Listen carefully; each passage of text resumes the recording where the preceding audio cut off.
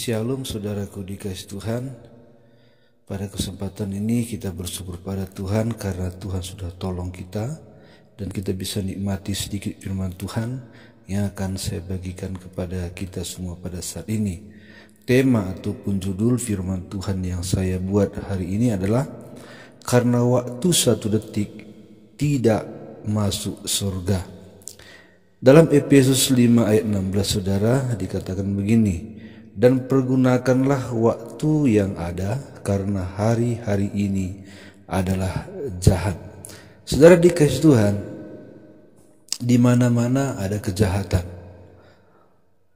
Jadi karena di mana-mana ada kejahatan, maka kita harus pintar ataupun bijaksana mempergunakan waktu yang Tuhan berikan kepada kita.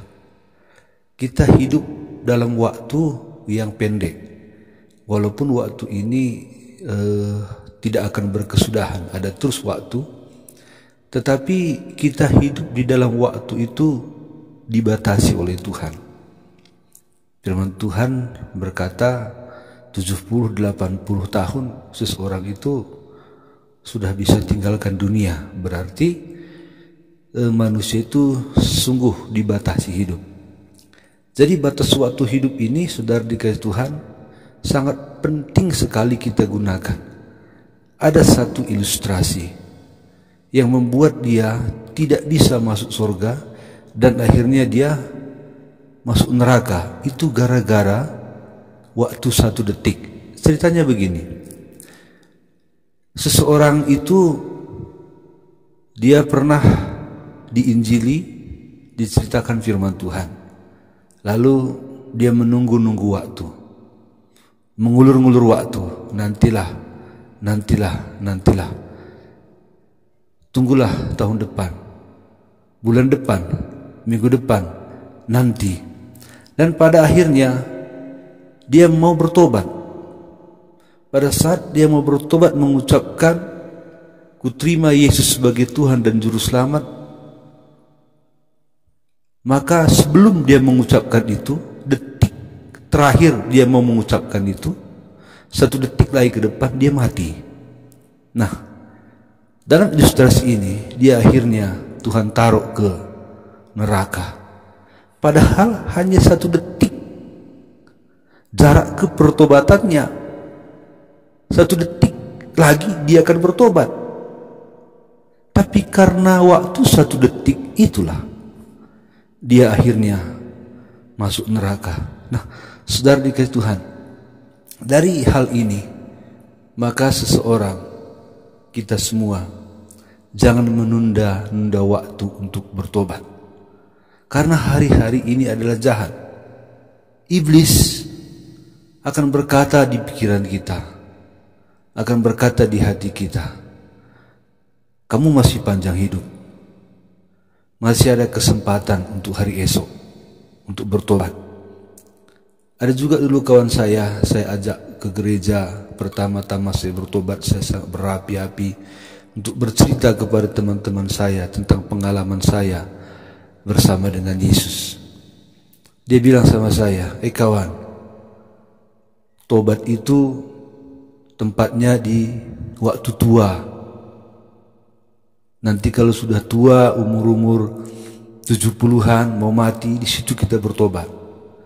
Saudara dikasih Tuhan, kita tidak tahu kapan kita akan mati.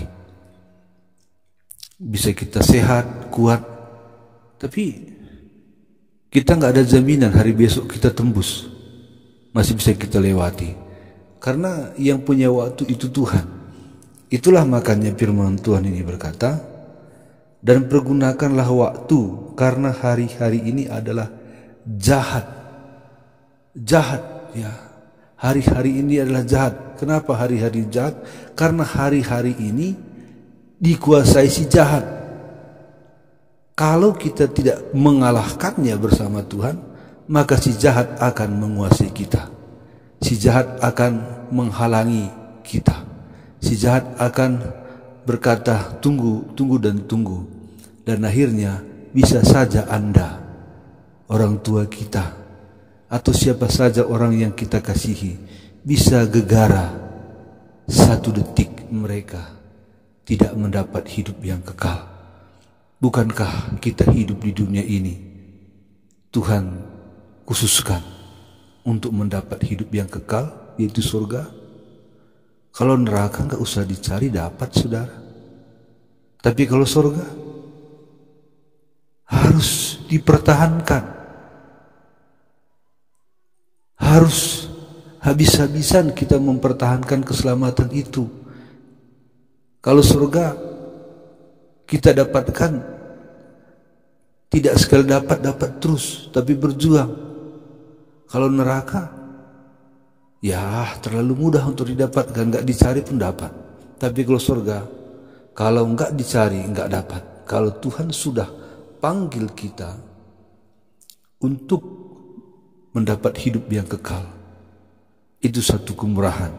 Kalau Anda sudah berjumpa dengan Yesus, berarti Anda sudah mencapai tujuan hidup ini.